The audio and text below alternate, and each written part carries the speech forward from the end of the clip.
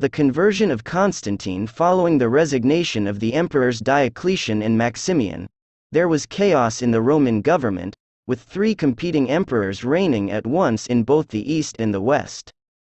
Because he had been named by his father as the next emperor, Constantine was proclaimed emperor by soldiers based in York. He quickly became the most prominent of the three, finally defeating Maxentius at the Battle of Milvian Bridge on the 27th of October 312. After his victory, he became emperor of the West. Before the battle, he was aware that Maxentius was relying on pagan magic, so felt the need of a more powerful force to counter him with. Constantine began to pray to the god of his father, Constantius. As he was praying, a vision of a cross appeared in the sky above the noonday sun, with an inscription saying, "Conquer by this." That night, he also had a dream, in which he was told to put the same sign on his standard and on the shields of his soldiers. This became known as the labarum, a cross with the Chi-Rho sign. Because he was victorious, he became convinced that Christianity was the true religion and the Christian God was the most powerful God. He refused to perform the regular sacrifices to pagan gods after the battle. There continues to be great debate in the Church over the genuineness of his conversion to Christianity, and even over the truth of his vision. It is not clear whether he had a personal faith in Christ, and it is almost certain that he did not have a true biblical understanding of the Christian gospel. It is possible that, at least initially, he confused his previous pagan worship of the sun with the worship of the Christian God. For several years his coins continued to feature images of the unconquered sun. When he made the first day of the week a public holiday, he called it the Day of the Sun, Sunday. He also retained the emperor's pagan title, Pontifex Maximus, meaning high priest. However, after his conversion, the attitude to the Church from the Roman government was completely reversed, from persecution, first to a policy of religious tolerance, and later to the adoption of Christianity as the state religion.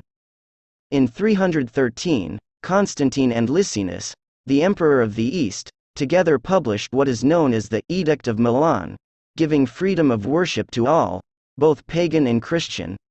They also agreed that all confiscated Christian property should be restored to its owners, whether individuals or communities. However, there is no historical record of this edict.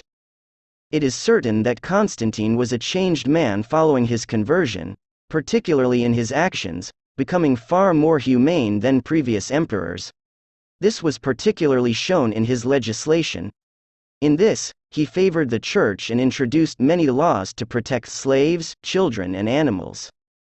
In 323, Constantine defeated his co-emperor Licinius, and became the sole emperor of the whole Roman Empire. He moved his capital city to Byzantium, which he renamed Constantinople. While there were two emperors, the religious policy gave equal treatment to both Christianity and paganism. However, after Constantine became sole emperor, he gave ever-increasing preference to the Church. Constantine's greatest anxiety was for peace and unity in the Church. This was probably because he wanted to use the Church as a social and moral force to hold his fragmenting empire together.